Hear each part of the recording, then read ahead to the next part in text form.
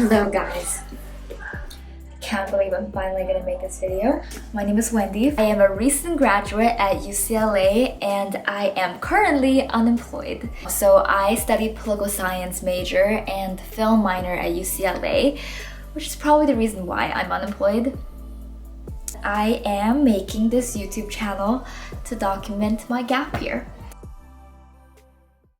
Originally, my parents wanted me to be an accountant or an engineer because they're both engineers, or in the least something in the STEM field.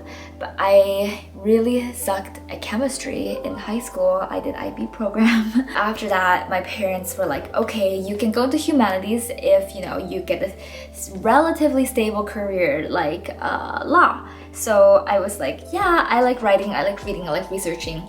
So that's how I went into political science major as kind of like a natural path to law school. And I graduated a year early, partly because I wanted to save money. I am an international student at UCLA, so it's super expensive. And also because I wanted to do this. I wanted to have my year off in order to try new things, like making a YouTube channel, which I am super scared of. And I wanted to, like everybody else that's basic, I wanted to travel. I wanted to go to Southeast Asia, and one of my friends was in Singapore, so I wanted to go visit her in Singapore, but that obviously because of COVID-19 that didn't happen.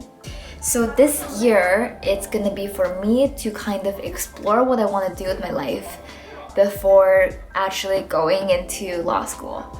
Because I am feeling like super lost. There's so many paths I want to take. I want to make films, and I want to do journalism, and I wanted to work for nonprofits, and I wanted to do food related content.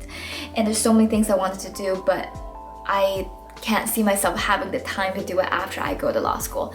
So this year is gonna be for that. And this video, first video, is going to just be me kind of going, having you keep me accountable on my journey, on my gap year, to do my challenges and reach my goals for this year.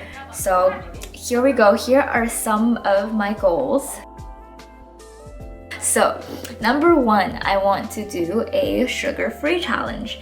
I actually did this in college, and I kind of cheated a couple times, so I didn't see that much of a difference. But I really want to do this just because I've been trying to work out and doing the Chloe Teen challenges like everybody else, and the Pamela Reeve, Vlogilates during quarantine, but it's not really as effective for my abs, and I think it might have to do with how I eat. Insert collage of all the boba that I drink because I'm basic. So that's gonna be my number one challenge. Number two, I want to do an AFI Top 100 Film Challenge. So as a film minor, it's kind of embarrassing to say that out of the American Film Institute's top 100 films, I probably have seen like 5, maybe not even 5. Like we watched it in class, but I think I fell asleep in like all of them. Yeah, so I feel very non-film minor with my lack of knowledge in films. So that's gonna be one of my challenges, to actually catch up on some of the old films that I missed out on. Number three, I want to do a solo trip. These are not in any particular order because I might not get the chance to do the solo trip until like countries reopen, until much later when COVID is more in check. Yeah, but I want to take a solo trip by myself, and this is just because I have this severe fear of being alone. So every night I have to call someone. I think this is like, it's kind of embarrassing to say. Yeah, so when I had a boyfriend, we used to call every single night for like 5 hours, do homework online together, and I think that kind of became my habits. So even after that, like I have to constantly be with people in order to make me happy, and I feel like that's something that I really want to change during my gap year. So yeah, I want to take a solo trip and be completely on my own for a change and see where that takes me. I think we're on number four. I want to take a creative writing class. This is just because I always liked writing, but I don't think I'm good enough, and I never wrote for the sake of writing. I journal, and then I write for school's newspapers, for publications, for like newsrooms, but never just like for myself and for the sake of it. So that's something that I want to try and challenge myself to do. Number 5, this is kind of basic one, I want to get my first tattoo.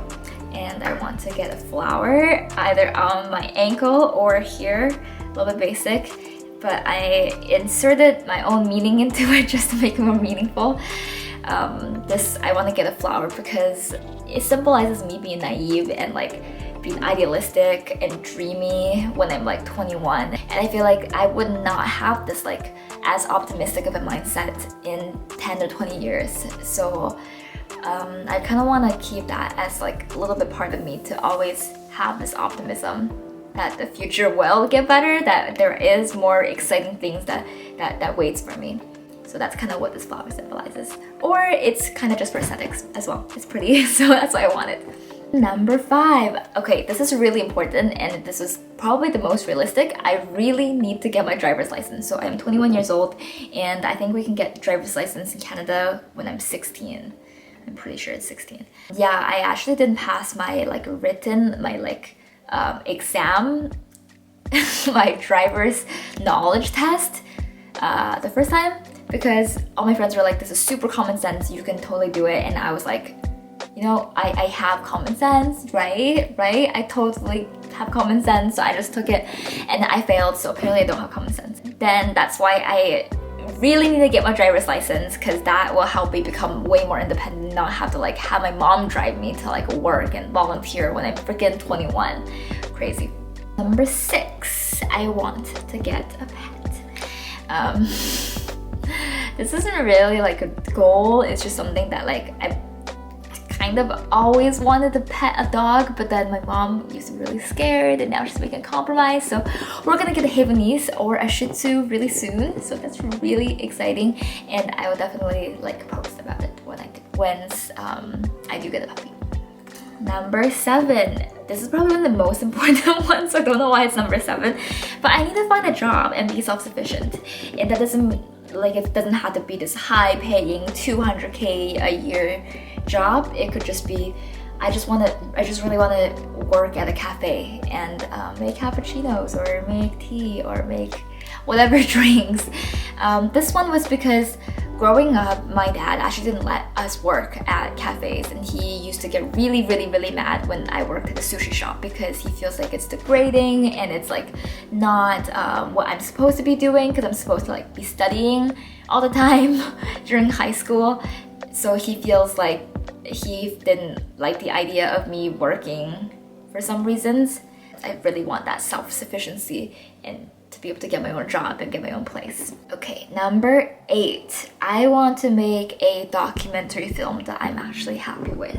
For my classes at UCLA, we had to make, I took these like documentary making classes, but the product I wasn't really happy with, and I felt like I didn't put in all my effort. And so I think I'll either go back to that one, or I really want to make a product that I'm happy with and that I can commit to. Because I feel like I always put this as secondary to classes and to schoolwork, and I want to just really prioritize this and like make something that I could show to people.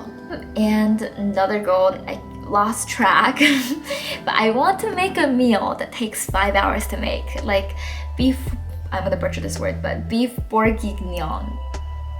It's a Julia Child recipe that I saw on Julie and Julia, and honestly, I just want to make a meal that takes a long time, because it's like for the sake of, it feels like it'll be for the sake of cooking itself and not just for something that's like quick and convenient, because usually my meals take like 10 minutes and I'm making my scrambled eggs and I'm making this, and then it's super fast. And then my dad gets mad at me when I make, now that I'm living home, these are more of like bigger problems. My dad gets really mad at me if I take too long to cook, because he thinks I'm not using operational systems, so I'm not being like efficient enough. So I want to do something that's just like really inefficient. It just takes forever in the kitchen to make, and I just want to try what that feels like and just really be like immersed in the cooking process. So that's why. Number 8, I want to be more sustainable. This isn't like a very concrete goal, but I want to work towards a vegetarian or vegan diet. I am really scared of taking this step because I do love chicken, and But I've been thinking a lot about this, and this will probably be another video on this, on my journey to becoming vegan. But I think at the end of the day, this cost, this environmental cost, and this cost of, you know, animal suffering isn't worth just like the pure aesthetics of me liking the flavor of a food. And I feel like I'm finding it harder and harder to justify when there's more and more alternatives popping up. So I think that's some option that I'm seriously considering right now, even though before I'm always like, wow, like look at my vegetarian friends who like can't eat in restaurants, ha. Now I think it's something that I actually like really want to try to change my lifestyle into and commit to. And I have many more, but I feel like those are my big lifestyle ones. There's lots of other projects that I want to take on during this gap year that I would just kind of update as time goes on. But those are the big ones that I kind of want you to help me keep track of and to hold me accountable for. So thank you for watching.